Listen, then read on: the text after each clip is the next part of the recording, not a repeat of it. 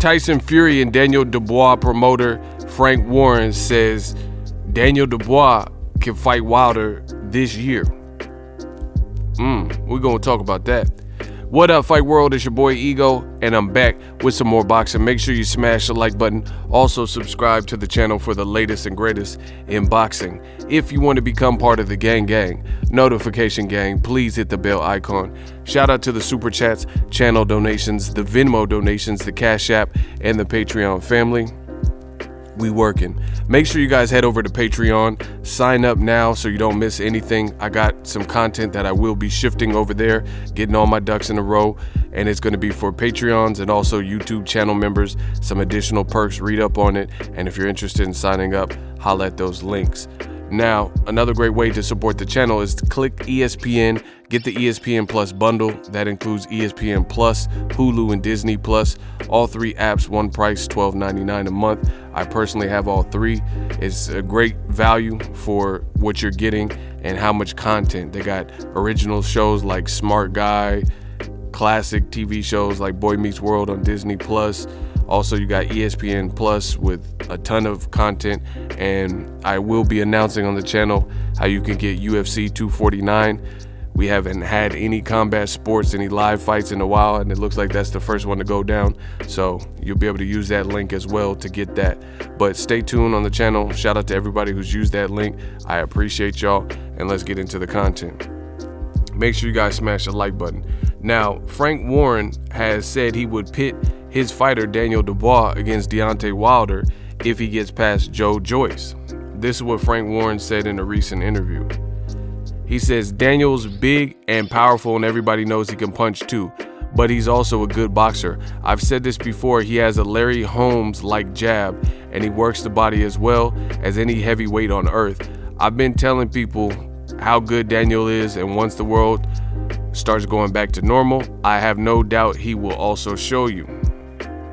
He goes on to say, if Daniel Dubois comes through in his fight with JOYCE, then yes, by the end of the year, yes, Tyson Fury has shown how beatable Deontay Wilder is. So once their rematch is out of the way, I'd have no problem matching Daniel Dubois with Deontay Wilder.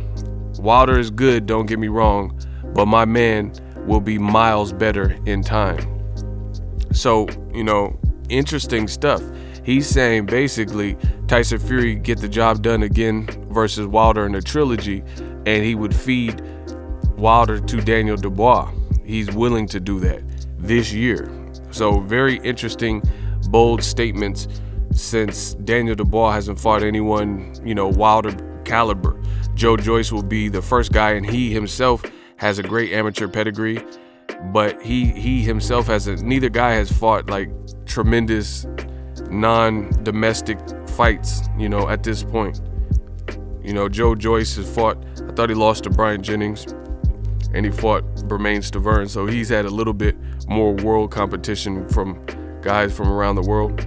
But all in all, they haven't had like in prime, one loss or less type of top 5 guys, on their resume between the two of them. So very interesting to hear Frank Warren say that, and I think the level of disrespect that Wilder is getting after one loss to Tyson Fury is, is real insane. I cannot wait for Wilder versus Fury 3. I hope Wilder is manifesting this. The manifestation have started, and just hearing what people are saying, listening to the chatter, and remember who said what, because he's ultimately being disrespected. People, it's crazy. Broner talked about this, and I'll probably make a video about that, but Adrian Broner talked about this the other day on his Instagram. He said it's crazy in the UFC, guys have 10 losses or whatnot, which is what I've said in videos, and they have multiple losses and the fans still support them, fans still like them. But in boxing, a guy loses once or twice and then they write him off and say this person was a bum, has always been a bum, was never good, and it's just super harsh. And I think that's what's happening with Wilder.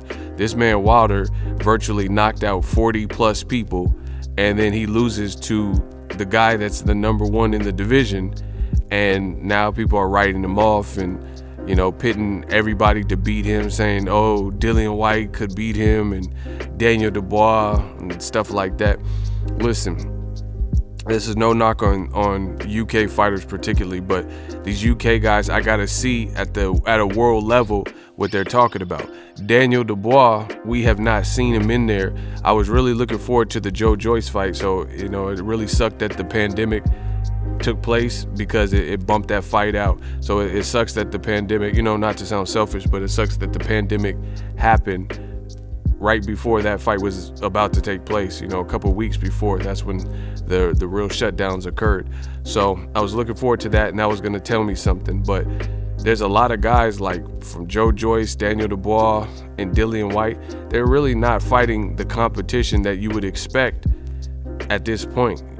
I think Daniel Dubois is really something to behold. I like JOYCE, Dillian Whyte's cool, but it would seem like let's say Dillian Whyte, the way he talks that he's ready for Wilder and he could beat Tyson Fury and knock out Joshua who knocked him out and stuff like that, you would think his last opponent was at least a Luis Ortiz, but instead it's Lucas Brown and Marish Weck and Joseph Parker directly off of Anthony Joshua loss, and Derek Chisora, a guy he's beat 2 years ago. So I understand fighter talk and I understand promoter talk. In fact, I coined that term, promoter talk. To me, what Frank Warren's saying is promoter talk because, one, this kind of debunks this whole notion that Eddie Hearn and people are going around saying that Wilder Fury won't happen next and Wilder will be paid some step aside money.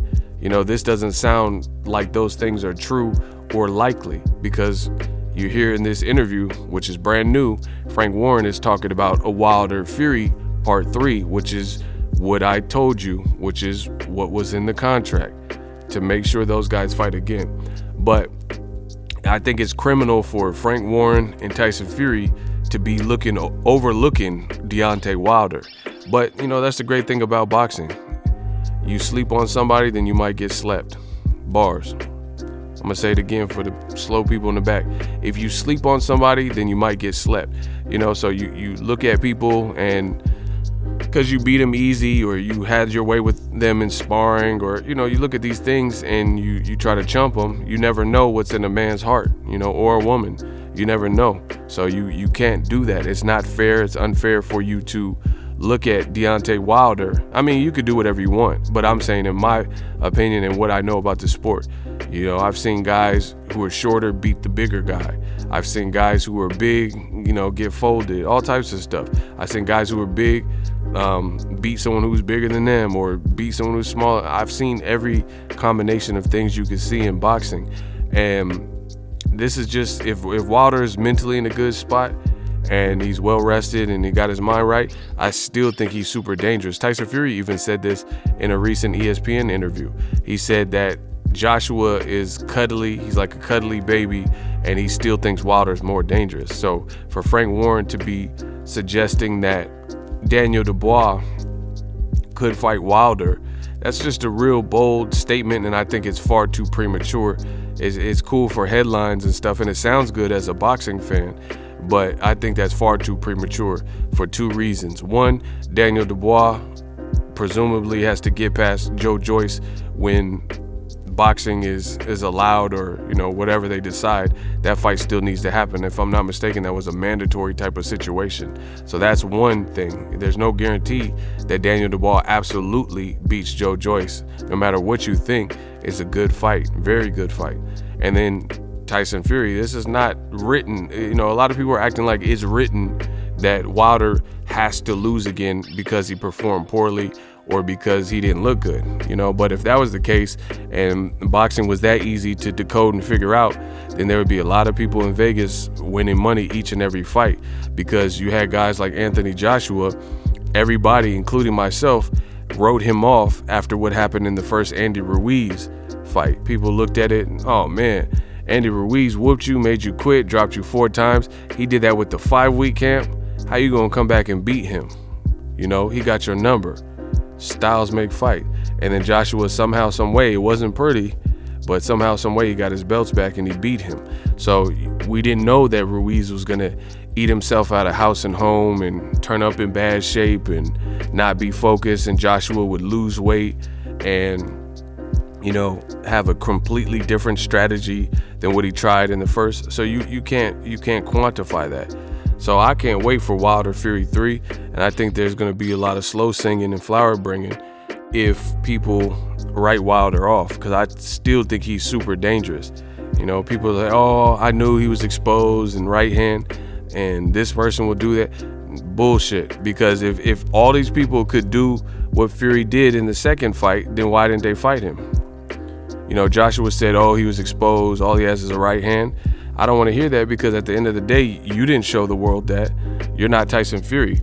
And it takes something with Wilder's type of equalizing, crazy, freakish power for you to do what Tyson Fury did. I think Fury's halfway crazy anyway, so he's able to pull that off. But if somebody else starts seeing shots whiz by him, or they get punched on the jaw, you know, not a knockout shot, but something that where they feel the heavy hands of Wilder, then they're gonna think twice, and that's gonna right there. See, the thing is, Fury ambushed and bum rushed Wilder, and it was just never his night. It just never, before the fight even went on, you know, it looked like something was wrong with Wilder. His eye, he was squinting.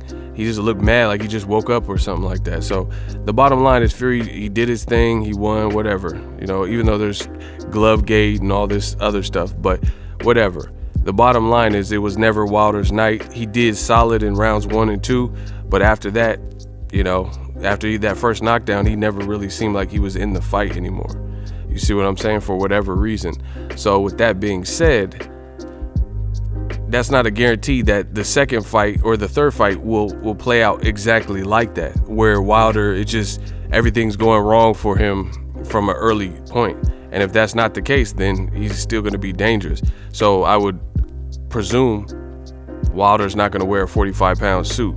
You know, he's not going to try to burn out his leg. I mean, that's the reason why we as humans make mistakes, so we can learn from them. And I think that's what Wilder is doing in his team as we speak. They're trying to learn from their mistakes. Okay, the elaborate ring entrance, the 45-pound, you know, that's how you learn. You know, you touch a hot stove, burn yourself. Now you know. Now you know for next time. That stove, when it starts turning red, and the ceramic, you know, the ceramic stove starts, the coils start turning red, then now you know, last time I touched it, I burned myself. So, you know, it's all learning lessons. But, you know, I'm not going to hold my breath for Daniel Dubois versus Wilder. It's a good thought in theory, but who knows? You know, and actually, if Wilder, I'd rather see if Dubois won and Wilder won, then see them fight, rather than Dubois if he beats JOYCE and then Wilder coming off another Tyson Fury loss. You see what I'm saying? Which is basically the terms in which Frank Warren basically said he would make the fight. You know, why we got to see it if Wilder loses? If Wilder knocks out Tyson Fury, then let's see Daniel Dubois fight. Or if Daniel Dubois wins or loses, you know, let's put the shoe on the other foot. That's my theory. Let me know what you guys think. Drop your thoughts in the comment section. Highlight those links in the description. If you love what I'm doing, smash the like button. As always, hate, comment, and subscribe. Till next video, is Ego signing off. So if you enjoyed this video and want more content like this on the channel, you can show your appreciation by going to the PayPal donate button or the YouTube support button, and you can donate any amount that you feel is equivalent to the value of this video. Much more to come. Thank you guys for your support. Boxing Ego, the future of boxing.